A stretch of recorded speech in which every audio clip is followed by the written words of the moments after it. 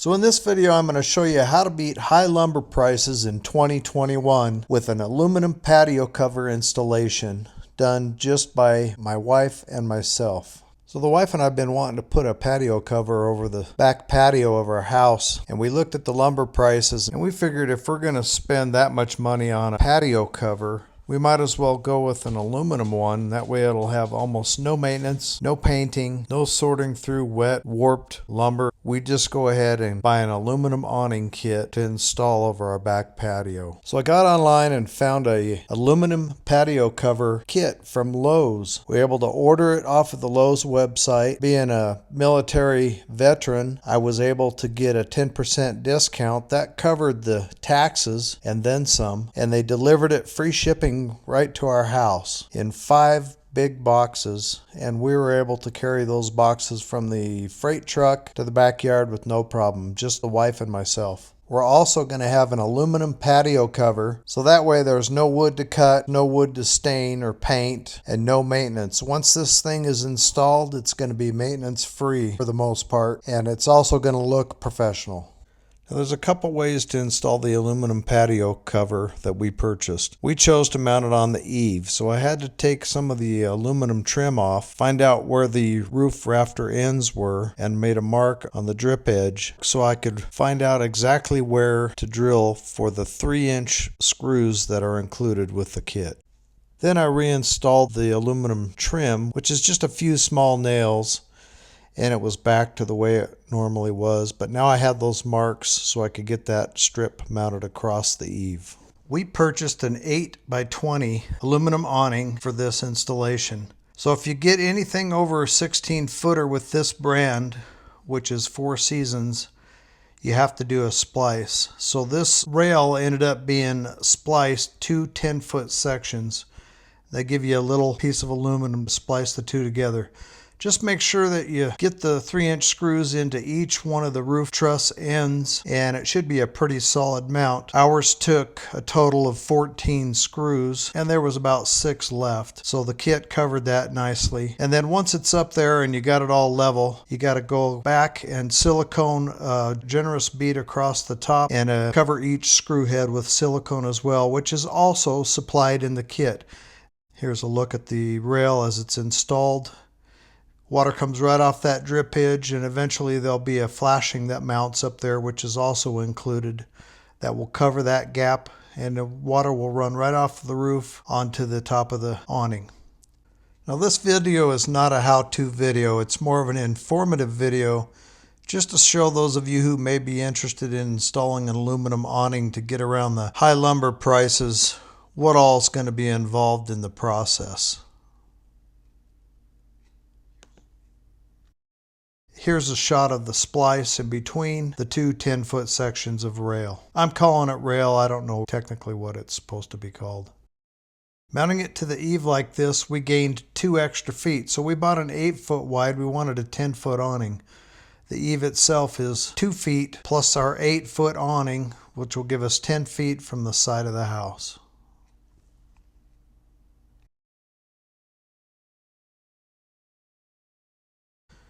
Next, you're going to have to build the main beam, and here's a shot of the splice on this 20-foot beam, 2 10-foot sections. Comes with all the screws, silicone, hardware. I didn't have to buy any extra parts to put this awning together.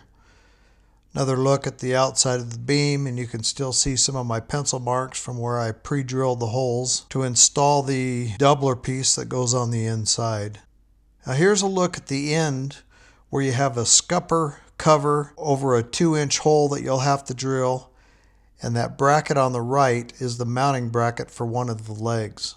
Here's a better look at the hole.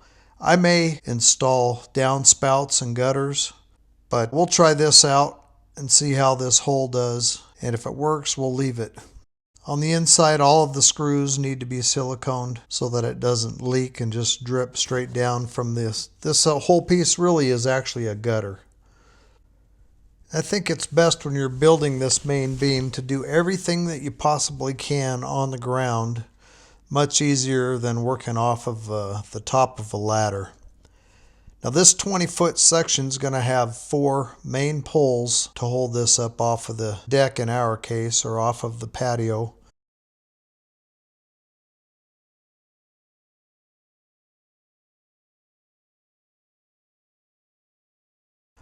Another shot of the scupper cover and the 4 mounts for the main poles for this main beam. You have 3 choices of awnings depending on the area that you live in based on your zip code. We have a 30-pound snow load requirement here where we live in Colorado. So this is the 30-pound model and it's pretty stout. Next, you'll have to cut all 4 legs, or however many legs your awning has, to the proper length according to the instructions. And we added another 4 inches of downslope to our awning just to make sure that the water runs off. Since it was mounted so high, we had plenty of room. And then the legs mount with 2 big bolts through the mounting brackets and the legs to the bottom of the main beam or gutter. There's also 4 feet that attach to the bottoms of the legs in the same manner with 2 large bolts per leg. The next section is probably the trickiest part, standing that whole structure up, getting it spaced properly and aligned with the rail that's mounted to the eave. And they suggest strapping it to 2 ladders. We didn't have 2 ladders, so we just used a ladder and that little step stool. But we were able to get it done. It's best to do this step on a day where there's no wind, so you don't have a lot of problems with that thing getting knocked over. And you're doing this so you can connect both roof pieces to each end of the beam that you just built. That way you can work your way through and put all of the roof panels on. Next was installing the roof panels themselves. Now, I had anticipated that this would be maybe a little bit tricky. Each panel covers about 1 foot. So for this particular awning, it's 20 feet long, so there were 20 panels. And each panel snaps into the edge of the previous panel. And that turned out to be a lot trickier than I had anticipated it being in the beginning. And you can see we have only the 1 tall ladder, so we had to keep moving it back and forth, up and down and up and down. And once you get it screwed down, then you need to go over each screw head with caulking. And every 3 panels, you put a piece of flashing up there, up next to the drip edge of the house.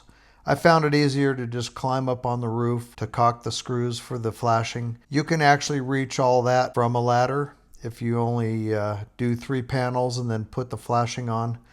But it's a tricky process, and here we are about the halfway point, and we still hadn't quite got it in the rhythm and the groove. This process took us pretty much the entire day. We did take a lunch break and then went back at it, but we wanted to start this from beginning to end so that we'd get all the roof panels in place. As you can see with the trees in the background, it was a little bit breezy that day, and I just didn't want this thing to get blown down before we got it finished. And to be honest with you, by the time we were done, I was flat wore out. As you just saw, I removed the end panel so we could finish up, and then ultimately you would get all the panels on and get them to the end. Another thing that I didn't really show in the video here is each panel has to line up on a mark that you put on the rails before you install them to make sure that you're staying 1 foot increments between each panel. If you don't do that, you're going to end up with a big mess at the end and have to undo and redo everything. Luckily, we were able to keep it lined up as we went along, but it was time consuming and exhausting. But being the first one we've ever done,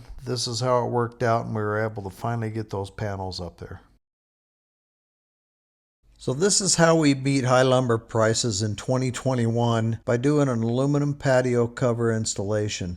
It's a big job for 2 people who have no experience doing this sort of thing, but it's definitely a doable installation. Now we have the benefits of the aluminum patio cover installation with not having to paint, dealing with warped lumber. In my opinion, an overall better look. Hopefully this aluminum patio installation will last us for many years to come.